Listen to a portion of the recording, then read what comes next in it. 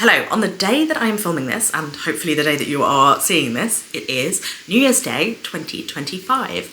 And so time to film the final wrap up of the books that I read in 2024. These are the books I read in October, November and December. It is a really stormy day here in the UK, New Year's Day, so if you can hear a lot of rain, I apologise for that. Hopefully this microphone is making that not as much of an issue. So this, as I say, is my final wrap up of the year. I read 75 books in 2024, which is more than most people, but fewer than I have read in the past 5 years. 21 of those books I read in the last 3 months of the year. So I'm going to be wrapping up 21 books in this video, which will take quite a long time. And I just wanted to say at the start of the video that this is going to be my last wrap up video for a while. I really don't like filming them. I find them to be quite draining to film. As I said, I'm reviewing 21 books. It's quite a lot, and even when I was doing them monthly, I found them even more draining because I had to do them so often.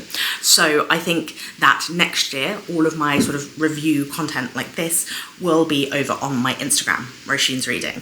So I will leave that in the description if you want to go and check that out. I will probably be doing written reviews of books that I really loved or have a lot to say about, and then shorter like reviews in real form for books that I have less to say about. I probably still will talk about every single book that I've read over there, but in sort of a shorter way for a lot of them. So if that's what you are here for, you can go and check out my Instagram. I will still be doing reviews of books on the channel in kind of reading vlog form, much more than I will be doing this sort of sit down review style content. I have other plans for next year that will be taking up more of my time. The wrap-ups may come back in 2026. Who knows what the future holds. So as I said, I have 21 books to review, so I should probably get started. The first book that I read in October, I read for my In Real Life book club, which is starting to get a lot of books that don't really fit into my vibe to be reviewed on this channel. This is the Book of Beginnings by Sally Page, and it is a classic kind of cozy drama book. A Sunday afternoon film is how I often describe books like this. So this is about a woman who has broken up from a long-term relationship and has moved to London because her uncle has gone into her home. She had a very close relationship with her uncle, and he owned this stationery store, and she has gone to work there. And it is about her meeting new people. There is a vicar that went missing, a runaway vicar that she kind of gets involved with somehow, learning who she is and recovering from this breakup. And I found it to be probably a decent example of this genre, if that is something that you like to read. But it was, for me, cheesy, saccharine, uninteresting, repetitive. I found the writing to be tiresome. There were certain like motifs and themes that like her uncle would say this certain phrase, and so that phrase got repeated a million times in the book. And also it has this kind of idea about Highgate Cemetery and how they're going to do something with this cemetery.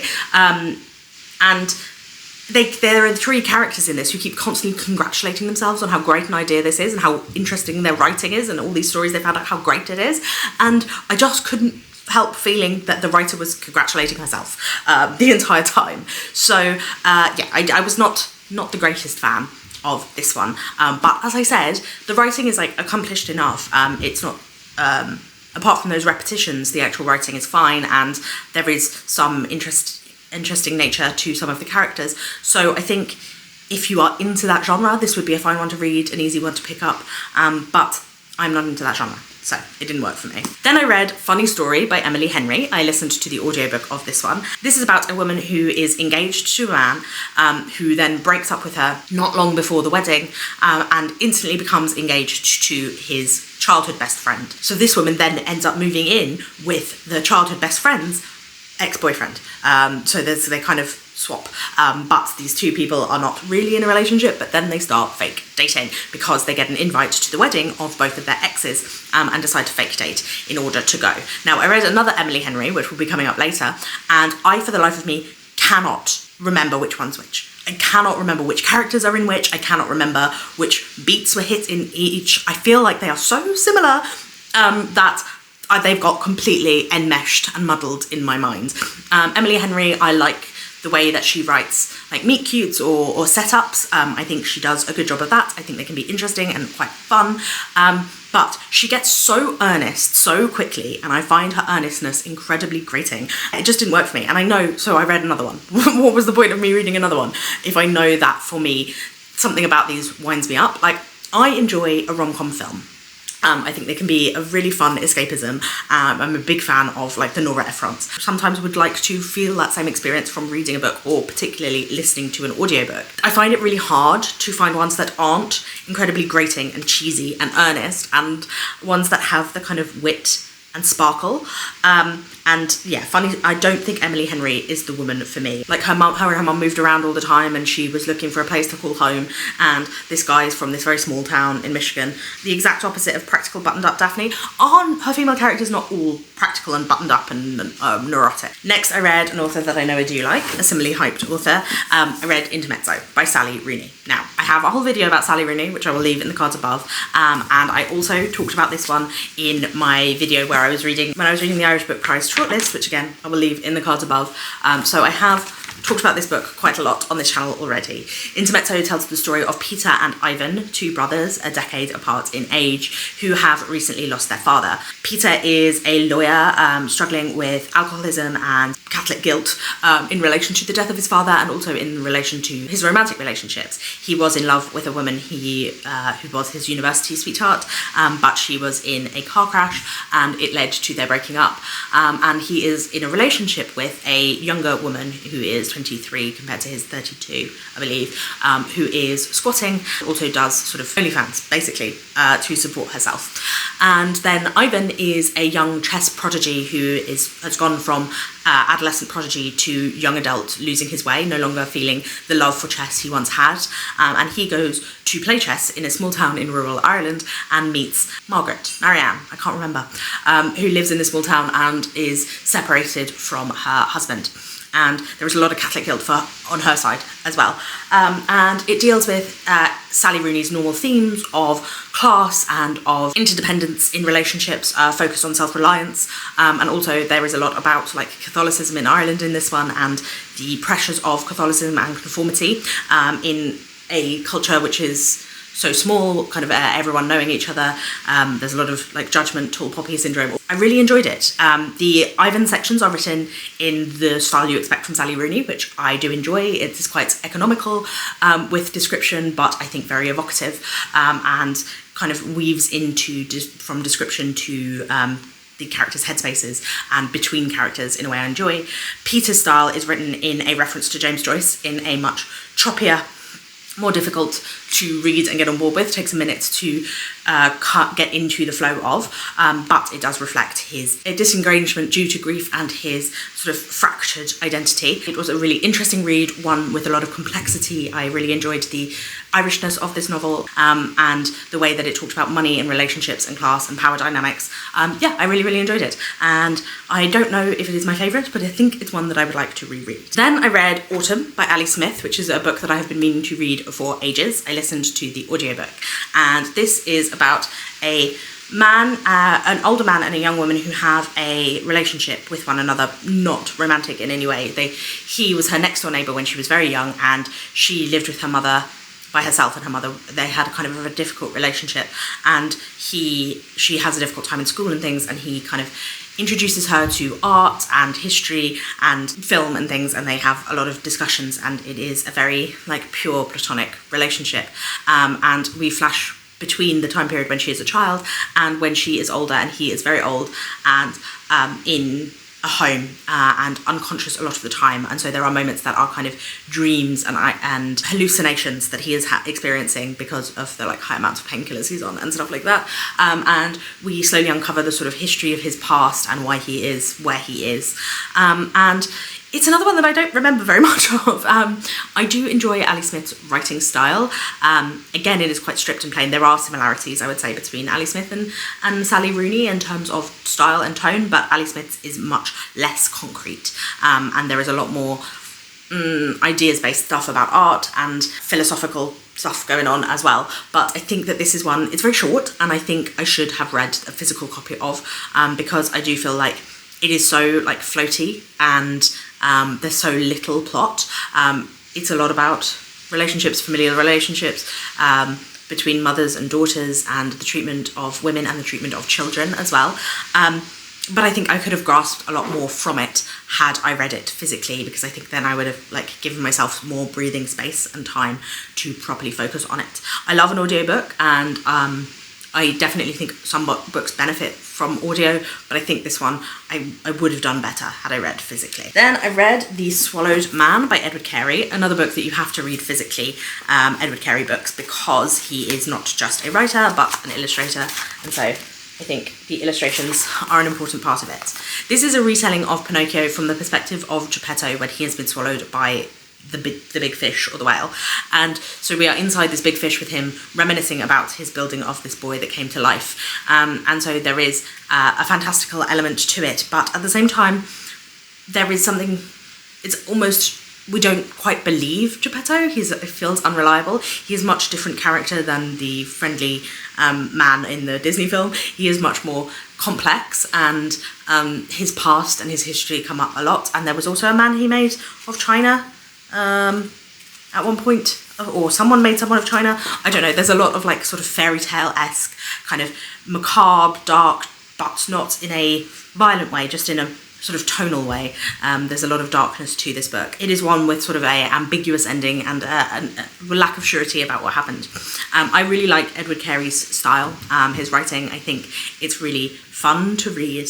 It's a very short book. The bizarreness of this book I found very enjoyable. There's a moment that is actually really quite scary.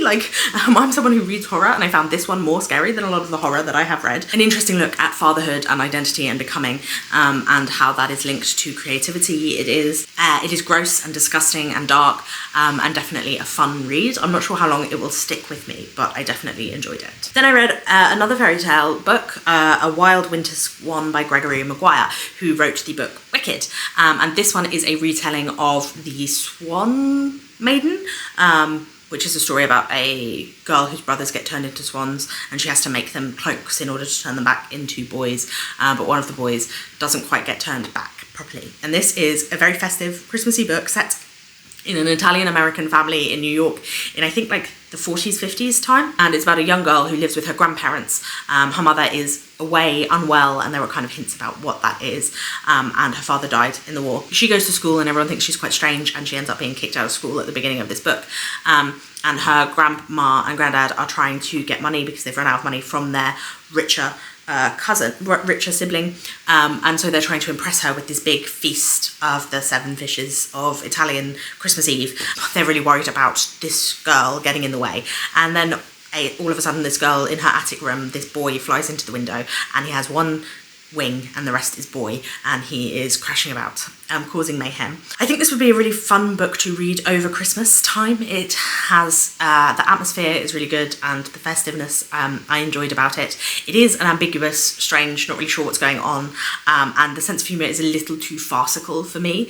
There's a lot of disasters going on that are supposed to be funny, but also are very stressful, and I just didn't really love them. October feels like so long ago. My memory of these books is definitely fading, but I remember enjoying the atmosphere and the vibe of this book much more than, there wasn't much terms of character development. It was definitely trying to say some things about sex and gender and the treatment of women because of sex they've had or haven't had, and kind of Catholicism and in relation to that, and coming of age as a young woman in this time, but it's all kind of subsumed under this kind of farcical, fantastical elements.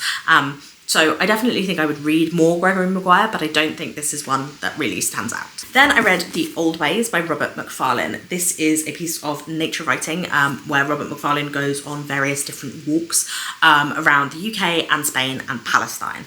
And he talks about the connections to the history. It's like the paths, the footpaths of the land, and how people are connected to land through years, hundreds of thousands of years of walking on land, and the stories that surround that, the ghosts and the history that surround the old ways that you are walking. And some of these ways are actually sea voyaging, and it looks at the country differently when we realise that pre-Roman times the UK was a very seafaring nation. A lot of trade that you wouldn't necessarily expect and things like that.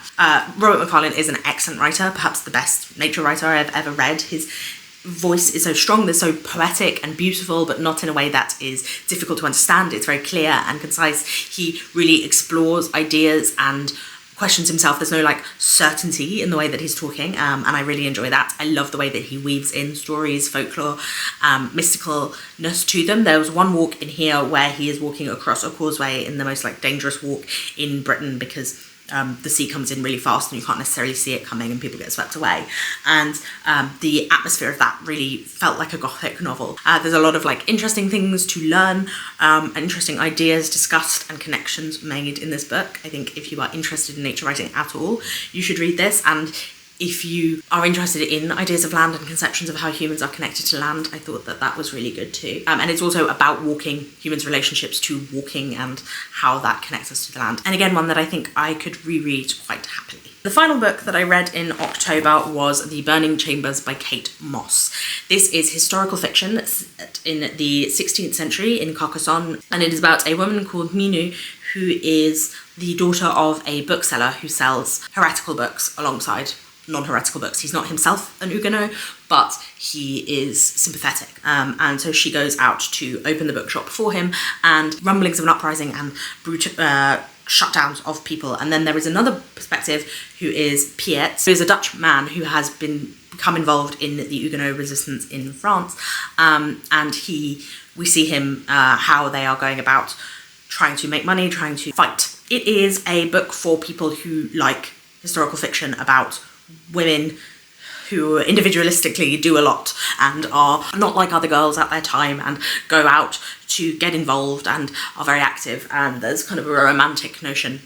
If you like books like The Marriage Portrait by Maggie O'Farrell, or any of the Stacey Hall's books, The Familiars, that sort of thing, if you like The Miniaturist, I think you would like this.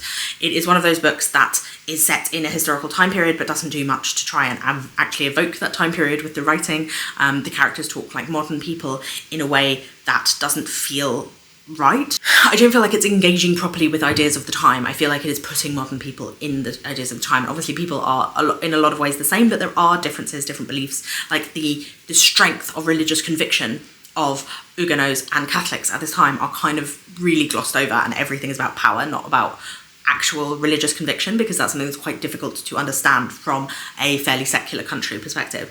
And I just feel like it didn't quite go there. And it didn't have any atmosphere or build that. And there was also a lot of attempt at jeopardy, but no actual jeopardy. You never feel like any of these characters are at serious risk of harm, and they are instantly in love and going to sacrifice their lives and change their religion for each other. So overall, not for me, but one that I could see a lot of people really loving. Next, we have November. So the first book I read in November was for Sunny Book Nook's feminist book club, which I'll leave information for below. And this Full Surrogacy Now, Feminism Against Family by Sophie Lewis. And this is non-fiction about the idea of motherhood and family and surrogacy. It's a big part of the book. And I feel like this book had a really interesting premise and then wasn't quite what it seemed to be setting out to be. So it is about the idea of surrogacy and how that should be radically changed, because the way a lot of surrogates are treated and the conditions in which they live currently are really poor. And it has a specific case study of the surrogate women in India that are treated like poorly, as a lot of workers are. And this is a Marxist analysis that looks at surrogates as workers. It's analysing it from a workers' rights perspective. It was very theoretical, very heavy on the theory, quite dense and harder to read because of that. But at the same time, I felt like talked some sort of vague ideas about why surrogacy would be something we should bring to the fore, why it would help us to re-understand the idea of family and familial relationships, and to become more communitarian rather than individual, like nuclear family cells. But then it didn't really talk about how we could improve surrogacy and what we could do to make surrogacy better. It just talked about, it would be interesting to do this, here is why surrogacy now is terrible. And I don't think it really did anything like to take things forwards, and didn't have any ideas of its own. It just had sort of vague philosophies and negative current situations, and I found that kind of annoying. I wanted to read about an argument for surrogacy, and that would work in the real world, and I felt like that's not what it wanted to do at all. It wanted to talk about like theory, and then it wanted to decry surrogacy, and it was interesting to read about the difficulties of surrogacy now and the ethics of paying for a surrogate and things like that, but I don't think that it really did a good job of like expanding that outwards. Then another one for my in real life book club was God Killer by Hannah Kana, another one that I didn't like, another one completely outside of my comfort zone. Well, I say I didn't like this one. This one was okay. This is a fantasy book set in a world where there are gods of everything, and they are real, but they have been outlawed because they were being dangerous and controlling people in kind of cult-like ways. And at the beginning, this family are going to be burnt as a sacrifice to a fire god. And the girl survives because of a boon requested of the sea god. She becomes a god killer, fighting all these little gods and like destroying their shrines and things because of the illegality of it. But there is this little girl who has a small god with her. They have to go on a quest to like find out how they can separate this little god. There is also a knight who is now on a quest to go into this town where the gods still live that is kind of closed off from the rest of the world because the king he used to work for needs something from him. And it is just a journey book that is travelling across the country. It is the first in a trilogy, so a lot of the people I went to book club with who are more fantasy readers were saying nothing happens in this book. For me, as a more literary fiction reader, I felt like a lot happened in this book. Despite it feeling like not a lot happens to other people, it's definitely a plot-focused book, one where we are hitting the beats of this travel. And as I said, it was setting up this world, building this world in a way that I actually didn't find annoying. I find a lot of the time world building is the reason I struggle with sci-fi and fantasy, because there's so much like info dumping, description, stuff that just feels irrelevant. Like I don't really care about that. And I felt like this built the world in a way that was a little more integrated and less annoying than I have read from other fantasy books. But I did find it apparently quite melodramatic. Yeah, I did find that the writing, the dialogue in particular, was fairly cringy. Then also for Sunny's book club, I read When We Lost Our Heads by Heather O'Neill, which is kind of a semi-fantasy history set in, it's not fantasy as in fantastical things happen, it just feels kind of fairy tale like, and it is an alternate history set in Montreal in the 19th century. These two girls who meet each other and kind of become obsessed with each other and do enter into a relationship with one another. One is from kind of a more middle class family, one is the heiress to a sugar fortune, end up at the very beginning shooting one of their maids by accident, and this has to be covered up, and that's how they end up being separated. Tension grows between them, and it is also an allegory for French Revolution, and all of the characters are called things like Robespierre and Danton. Oh, the Marquis de Sade is also in it. Okay, so my camera died, but we are back now a little bit later, and I was talking about When We Lost Our Heads. I actually thought that this book was a fun time, but could have used a bit more work. I felt like the themes and the allegory were a bit too heavy-handed and obvious. There's a point where these characters who are representing Louis XVI and the Marquis de Sade go to a masked ball where they dress up as Louis XVI and the Marquis de Sade, and I just thought that was a bit too cute, and it didn't quite work for me, and that sort of thing was repeated throughout. The writing was kind of going for like this sort of beautiful, creepy, weird fairy tale vibe, and I think sometimes it managed that, and sometimes it felt more like Wattpad or fan fiction writing. There was a kind of a campiness to it that sometimes worked and sometimes just felt incomplete. I felt like it could have used an editor to improve that sort of thing, to make it more cohesive and to punch up some of the parts that felt a bit flabby. Overall, I did have quite a fun time reading it though, so for like just a good fun book, yeah, I think you can't, it won't do you any harm, but it's not a book that I would go around recommending. Then I read Beach Read by Emily Henry, and I read this one because, as I said, I hadn't enjoyed the Emily Henry that I read before, but I have heard that some people like some and not others, and I was just in the mood for a rom-com. So I picked up Beach Read, which is about a girl whose father has died, and on his death she's discovered like a family secret, and so she goes to the beach house that he owned, and she is a romance writer, and she meets this guy who lives next door, and he is a literary fiction writer and was her kind of nemesis when they did their masters in creative writing at the same university. And she goes to the small town. She is a tightly wound, anxious, highly strung woman who, in a creative field, who goes to this small town and meets this guy that she doesn't get on with on first meeting, but discovers there is something deeper to him, and they trauma bond and have sex.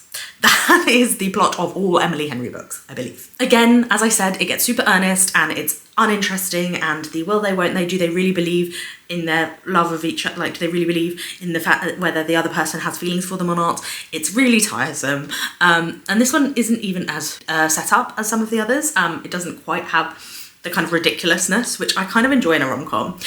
It doesn't quite go there, and so I missed that. Also, I do not believe Emily Henry knows what literary fiction is. The way she describes the literary fiction writer's process and the types of books that he's writing and what it means to write literary fiction, meaning it just has a sad ending. Like, as someone who reads literary fiction and clearly reads some romance too, I was like, you haven't got it. You've missed the mark entirely, and you think that literary fiction is just sad and pretentious. There's no depth to her understanding of literary fiction. So I don't think I will be attempting any more Emily Henrys. But if you have some rom-com recommendations for me, I have enjoyed Varia McFarlane, although again, she always writes the same book. Leave me some recommendations in the comments based on my likes and dislikes. Then my next read was also for my in real life book club, another one outside of my comfort zone. We have The Ghost Woods by C.J. Cook.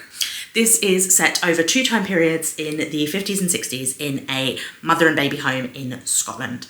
And so we have 2 different women who are pregnant, unmarried, and unable to keep the baby for one reason or other. One of these girls, in fact, sees ghosts, or feels like she has ghosts in her body, and she doesn't know how she got pregnant, and is sent off to this place. And then the other one, a few years later, knows very well how she got pregnant, but she ends up going to this place again because she is unmarried, and the person she was supposed to marry, the engagement got broken off. They go to this house in the middle of the woods where there's this family that live there, and they're all acting quite strangely. A way of the house is closed off because it's become infested with mushrooms. What is the secret? What's going on at this house? There's a lot of like gothicness to it, and I thought this book was really stupid.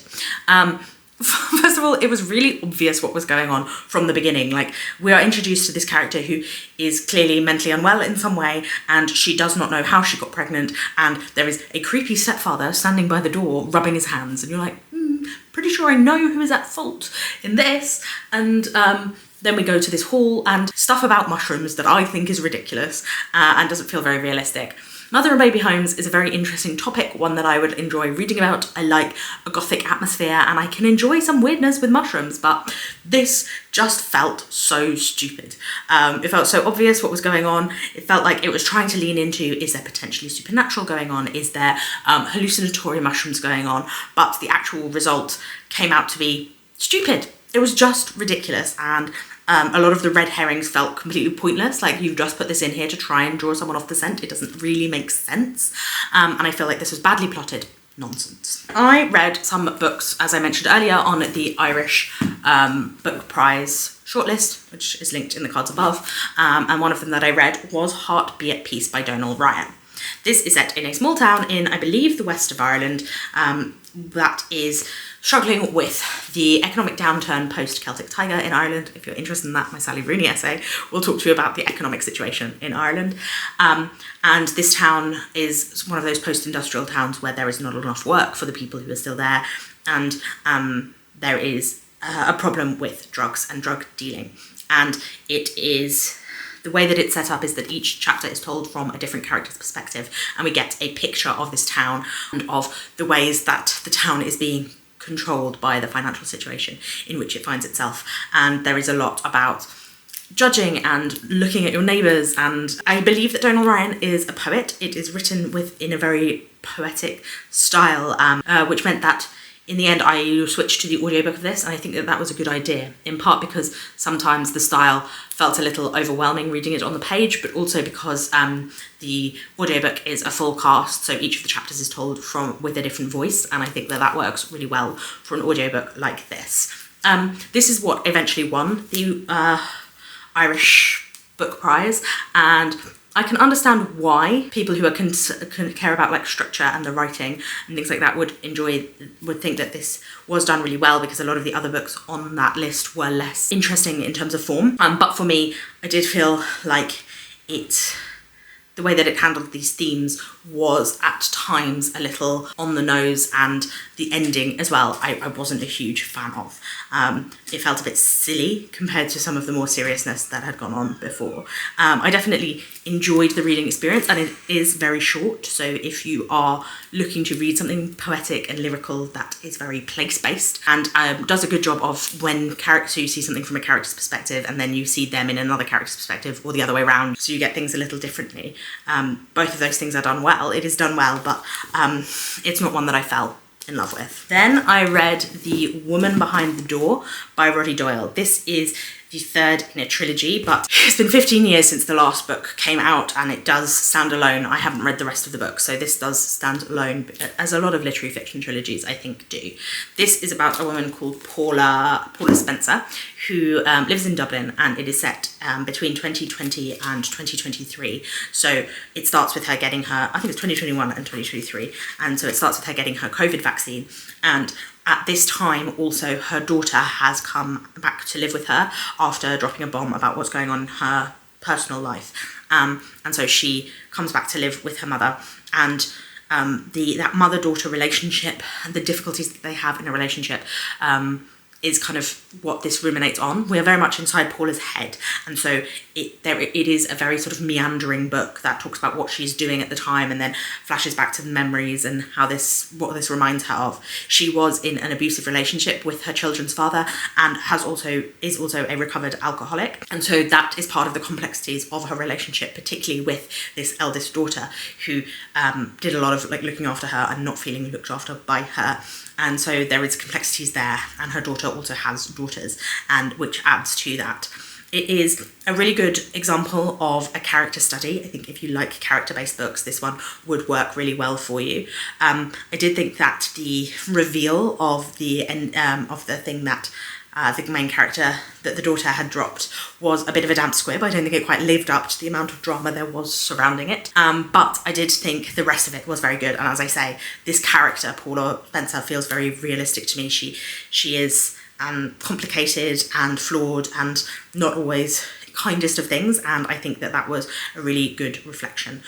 So I did enjoy the reading of this. I think it is a really good solid book, and as I say, if you like a character study, then one I think you would enjoy. And then the final one I read in November was Long Island by Colm Tóibín, which is also the second in a duology. It is the follow-up to Brooklyn, and it continues that story several years into the future, and I think stands alone because, again, I haven't read Brooklyn and I did enjoy it. So this is about Ailish, who is an Irish woman living in Long Island in New York. She's married to an Italian-American man and feels kind of suffocated by his family, particularly his mother, but also his brothers and their wives, and her being the only non-Italian-American, caged by this relationship and this world in which she is living. At the beginning of the novel, she finds something out about her husband in this really startling way. It kind of unravels her relationships and her life and why she is living this way if it is not what she thought that it was. And so she decides to travel back to Ireland for her mother's 80th birthday. When she gets there, the life that she had there comes back up to her, the relationship she had with a man in the town and with her friends, and the experience of small town Ireland. This is in the 1970s, where everybody knows you and there is a lot of judgment of people and a lot of gossip and Catholic guilt and doing what is to be the done thing. It's a lot of the themes in a lot of the Irish novels that I read at the end of this year. I love Colm Tóibín's writing. I think he is such a master of understatement and simplicity, reading between the lines. His writing, it is much more in the pocket and about what is not said as much as, or even more than what is said. And I think that feels very Irish. I think if you want a direct, clear novel where everything is laid out for you, don't read Colm Tóibín and possibly avoid Irish writers altogether. I really love the way that his simple sentences build characters and setting so well, and the kind of intimacy of the writing and the ways that he gets into his characters' heads so minutely. And I think his themes are explored with such gentleness. It's really beautiful, and I definitely want to read more to Bean. And at last we come to December, and in December I read Seaborn by Nuala O'Connor, again for the same video. And this is one that is not at all like the other Irish novels that I was reading. It is very simple and straightforward and tells you exactly what you need to know. So if that's more you, if you need things to be more obvious, Nuala O'Connor may be an Irish writer for you. This is about Anne Bonny, who was a pirate, a female pirate in the 17th century. She was born in Ireland but ended up living on her father's plantation in Virginia, and when she was there she gets into a relationship with one of her father's indentured servants and ends up married to this man, and then she does eventually end up as a pirate, but it does take about 3/4 of the book to get there. This is a book that, again, is similar to The Burning Chamber in that it is a book about a woman who is not like other women of her time, like special in some way, and it's women kicking ass and being outside of their position in history, but they are really just fucking annoying. Like, I just found it so boring, this book. Like, you think that swashbuckling sapphic pirates would be much fun to read about, but this book was so much standing around and so much complaining that I just had no time for. As I said, the writing style is not for me. It is uninteresting, unexperimental, and it's not doing anything new. It's just, sorry, my cat is doing something weird on the floor, not sure what. I think I should avoid all of these books that are in that vein. There's so much of it that is dross. Then I also read Our London Lives by Christine Dwyer Hickey. This was about two Irish people in London from the 70s to 2017, and in two different perspectives. So we have Millie, who goes to London in 1979 as a young woman pregnant out of wedlock, and she starts to work in this pub, and she goes to a mother and baby home, but also we follow her through the 70s, 80s and 90s, through her life in London, her relationships with the landlady at the pub where she works, and her relationships with different men. She's a very like quiet, meek woman. And then we have Pip, who is a man in 2017, a middle-aged man, but he had been brought to London in the 50s by his dad and then ended up going back, and he and his brother have this tense relationship. Pip in 2017 has just come out of rehab and has to live with his brother. It was about his days after rehab, trying to get back into the real world as someone with no money, no job, and who has to live with his brother. He doesn't like to be dependent on people, and he doesn't like to interact with people. It's just a slice of life set in this time period, and I think if you like books like still life, I think this would be one that you would enjoy, because it is similarly looking at ideas of gender, class, identity, trauma, and how trauma is processed, our relationships with other people and what we owe them, set in a pub as well. There's like a cast of characters who come in and out who aren't always treating each other the nicest, and it is written in a similarly sort of warm way that belies the actual darkness underneath. I think some of the trauma dumping in this one was a little heavy-handed, and ideas that were looked at, particularly in the Millie section, the ideas of these mother and baby homes, of Catholicism and its relationship to women, and the Irish in London during the Troubles, and the experience of prejudice that even if you weren't from the north, you experienced, kind of glossed over and weren't as fully explored as I wish they had been. But overall, it is quite an enjoyable book, and I think, as I said, if you like those slice of life, long time period books. And then finally for that video, I read The Heart in Winter by Kevin Barry. This is kind of a western, I think. It is set in Montana in the 1890s, and it is about a man called Tom Rourke, who is a writer, a balladeer, an opium addict, around this small town where one of the things he does is he writes letters to women for men who kind of bring in wives to this kind of frontier mining town. And one of the men he writes a letter for is this very religious man in charge of this mine, and he brings a woman in for him, and when Tom meets this woman Polly, they have this instant connection, a kind of doomed, fated love quality to it. And so that is the adventure that happens in this book. They travel through Montana and across the country, getting into all sorts of scrapes. Tom is an opium addict, and there is also like mushrooms that happen in this book, and a lot of alcohol. There is a lot of really serious violence as well. It is a very dark little book that has humour, but it is very harsh and biting at the same time.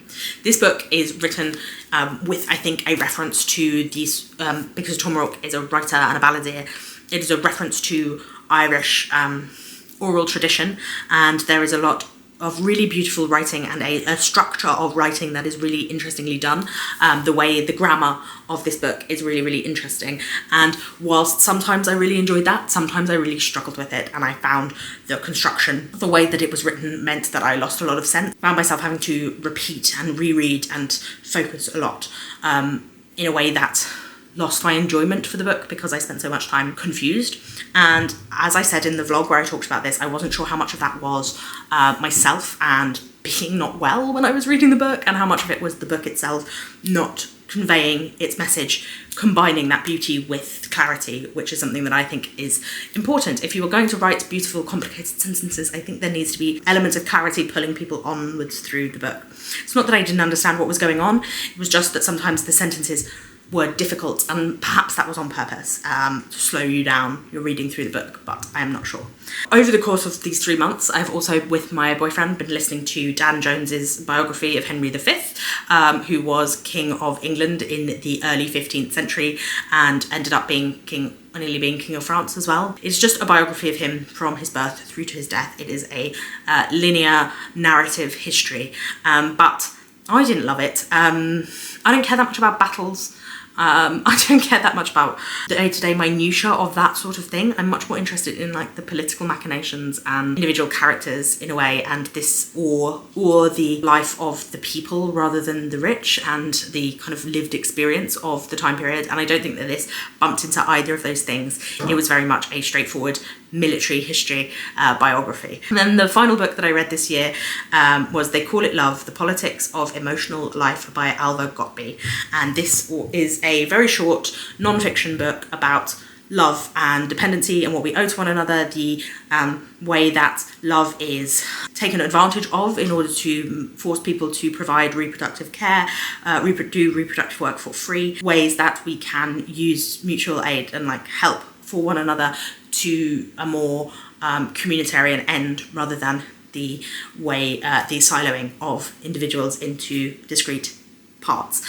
This was written with such academic in terms of the writing, so theoretical. You really needed an experience of reading academic texts, and probably with some like Marxist history of reading Marxist works, because that's what this is. That is the theory that this is taken from, and so I think that that is something you would need to read. But also on top of that, I found it to be fairly repetitive. It was like 4 essays in this book, and in each one she repeats herself so many times. I'm like, it feels like she did not have an essay length amount of ideas for each of these subjects, and instead should have put them all together in one short essay, suggesting the idea that there would be concrete examples, and then never really leaning into the concrete real world lived experience of those things. Like it was not my favourite book. Interesting ideas were explored though, reframing love and relationships based on love, and not focusing so much on the transactional, not so transactional, that is the word that I want. Definitely a topic that I think is worth reading about, but I'm not sure that this one is definitely not the most accessible, and I don't think it is necessarily the best either. So those are the final books that I read in 2024, and I am glad to have finished talking to you about them all. Apologies for how long this video probably is. There were a lot of books to cover. As I said at the beginning, I won't be doing wrap-ups this year. It's 2025 now. If you have read any of these books, do let me know your thoughts in the comments down below. If you are new here, my name is Roisin, and I will see you again very soon. Bye bye.